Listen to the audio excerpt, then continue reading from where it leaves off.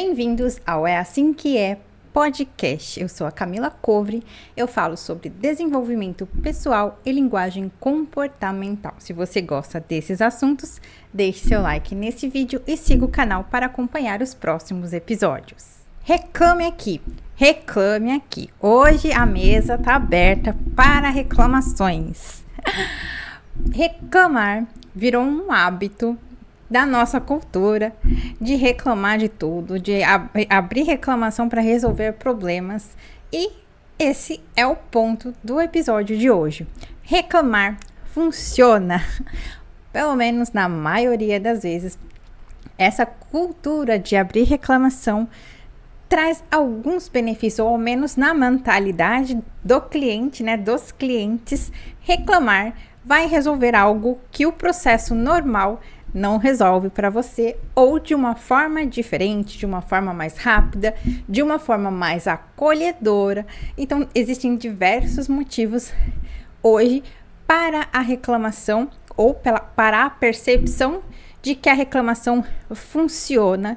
E nós vamos falar um pouquinho sobre isso e entender esse mecanismo da comunicação da reclamação. O que é, de fato, a reclamação e por que ela acontece. As reclamações frequentes e o feedback negativo geralmente são um sintoma de que a comunicação entre a empresa e o cliente não está alinhada. Isso indica que no momento ali daquela interação, daquele atendimento que gerou a reclamação, houve um ruído ali em que o atendente e o cliente estavam falando línguas diferentes e além do procedimento não ter sido resolvido, a experiência na comunicação também não foi positiva. No entanto, quando esse cliente tem uma experiência de ser atendido após a reclamação, em uma grande parcela das vezes, o seu atendimento ele tem um outro tom, ele tem uma outra abordagem.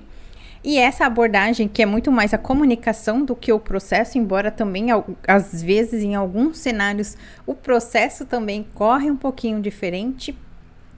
Essa comunicação e essa atenção que o cliente recebe, ela é diferente. E aí acaba gerando um gatilho na cabeça do cliente de que o caminho pela reclamação é mais satisfatório do que o caminho convencional. E tanto que tem alguns clientes que eles tem tanto o hábito de reclamar que eles vão direto na reclamação sem nem ter feito o procedimento oficial ali no atendimento. Quais são os padrões, que podemos identificar nessa comunicação inicial para que e diminuir o atrito com o cliente, mesmo ou apesar das dificuldades ou apesar das limitações do procedimento, porque é fato, que nem todas as situações são solucionáveis na hora.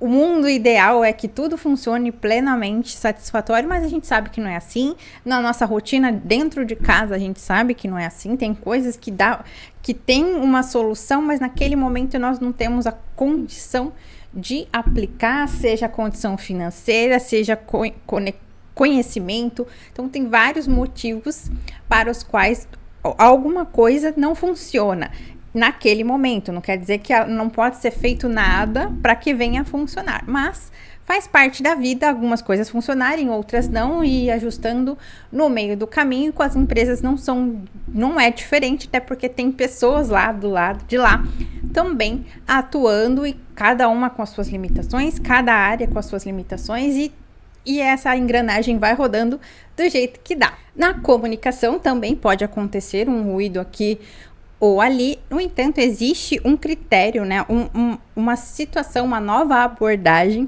estruturada que pode reduzir muito esses ruídos na comunicação ali no momento do atendimento, no atendimento principal, que pode ali reduzir essa sensação do cliente de que a reclamação é um caminho melhor, caso ele já tenha passado por lá e teve uma experiência que no fim das contas para ele foi melhor.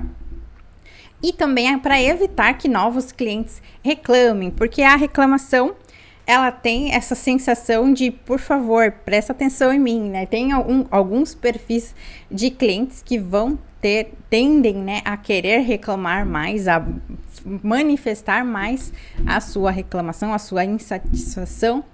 E esses clientes, eles podem ter uma satisfação, né, uma experiência muito melhor no primeiro atendimento, e esse é o objetivo do episódio, falar um pouco mais sobre essa estrutura, de como pode ser ajustado essa comunicação. Embora escutar a reclamação dos clientes, né, os feedbacks espontâneos dos clientes, ou mesmo solicitados, né, seja muito positivo, ainda assim é uma atitude muito reativa, seria uma questão muito de apagar incêndios, né? Hoje tem muitas equipes focadas em solucionar o problema depois que ele acontece. Entretanto, essas reclamações, muitas vezes mostram problemas que estão ali enraizados, e esses problemas, muitas das vezes, é a comunicação, porque pesquisas relatam, né? Eu tenho relacionado algumas pesquisas no meu site, que para os clientes a experiência ela supera a deficiência do processo. Então ele pode sim superar um procedimento, uma solicitação dele que não foi atendida por causa do processo, né? Por regra do negócio. Entretanto, eles não toleram, e nem deveriam, né, uma comunicação negativa, uma comunicação que não atendeu a sua necessidade relacional ali naquele momento, para além do problema técnico, processual que ele tinha. Por outro lado, buscando a personalização ali do atendimento, porque muitas iniciativas já foram realizadas, tem se feito muitos padrões genéricos, né? Muitas respostas padronizadas que são iguais para todos os clientes, e fica muito genérico, e do mesmo modo não atende todos os clientes, porque nem todos os clientes têm o mesmo comportamento, ou melhor, têm o mesmo padrão de funcionamento, ou mais ainda, nem sempre aquele mesmo cliente vai entrar em contato com o mesmo padrão e vai querer ser atendido da mesma forma. Por isso que fica uma experiência muito ruim sempre que se ele entrar mais de uma vez e ter a mesma resposta, no mesmo formato, no mesmo padrão, independente de em qual circunstância que ele estiver entrando ali, vai ficar um pouco prejudicial à experiência do cliente, a comunicação, né, a relação dele ali. Ele vai identificar que aquilo é uma automação e vai desconectar, né? Não vai ficar conectado emocionalmente com aquele atendimento, e a chance dele sair insatisfeito, até mesmo se ele tiver o problema dele resolvido, é grande. Então, alterar o padrão da mensagem sem entender por trás daquela informação, né? Qual é o método, qual seria a metodologia ideal para entender, para tratar o sintoma e não a causa raiz do problema, tem sido um grande fator que prejudica a experiência do cliente. E tendo essa perspectiva em vista, eu desenvolvi uma metodologia que identifica os padrões de funcionamento da mente do cliente. Todos nós, né, todas as pessoas, todos os nossos clientes, todos nós temos 5 padrões comportamentais, né? São 5 traços de caráter que eles se manifestam de forma diferente dependendo do momento que a gente está ali se comunicando. Então, cada traço que tiver no comando, por assim dizer, no momento da interação, eles têm padrões diferentes que requerem uma comunicação ajustada ao padrão dele, independente de qual é o processo que eu tenho que resolver. Então, por exemplo, nós temos ali um cliente com um padrão mais visionário, que raramente ele vai aparecer numa central de atendimento, por exemplo, exatamente porque ele não gosta muito de contato, de relacionamento, e ele é muito prático, objetivo. A maior parte das vezes ele busca solucionar o problema dele sozinho, porém, caso a única saída dele seja falar com um atendente, ele vai ser muito prático, muito objetivo, e ele tem aquele padrão de não não curti muito aqueles padrões de mensagem muito cheio de firula, muito extensa, muito longas. Uma observação, o ChatGPT, quem usa o ChatGPT, ele tem um padrão que irrita os perfis visionários. Por quê? Você faz uma mísera perguntinha para ele e ele te devolve um TCC. Ele te devolve um monte de coisa muito bem elaborada, muito bem construída, só que ele irrita os visionários, porque às vezes a resposta, né, pode ser muito direta, mas ele elabora, ele faz todo um tchan ali, e ele irrita esse perfil de cliente. Então, não seja um ChatGPT para clientes que têm um perfil visionário.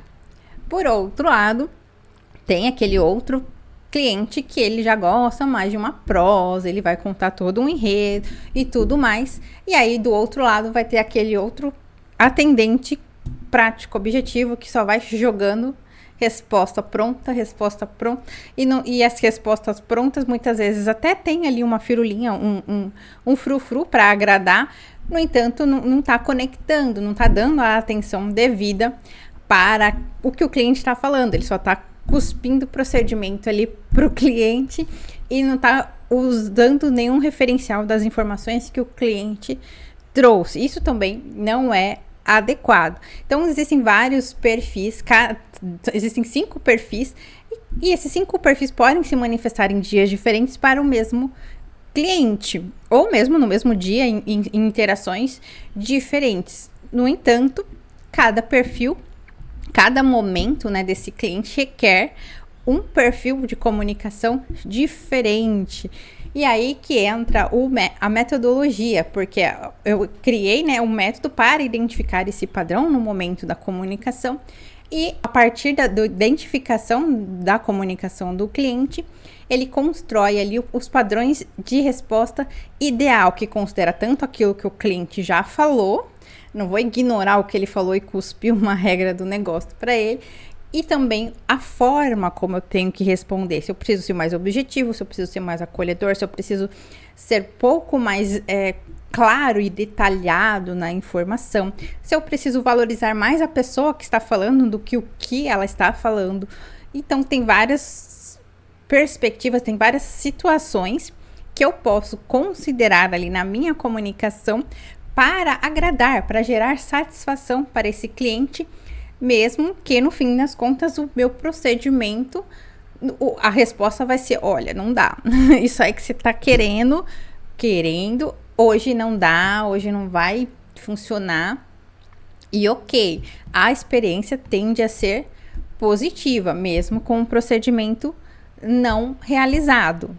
Isso tem pesquisas relacionando. Para quem quiser saber mais detalhes, confere lá no meu site camilaslaurenz.com.br. Tem vários artigos que eu tenho desenvolvido, essas pesquisas que eu estou olhando. Até porque para construir essa metodologia, eu fiz todo um amparo, né, científico para ele. Estou finalizando a validação científica do método.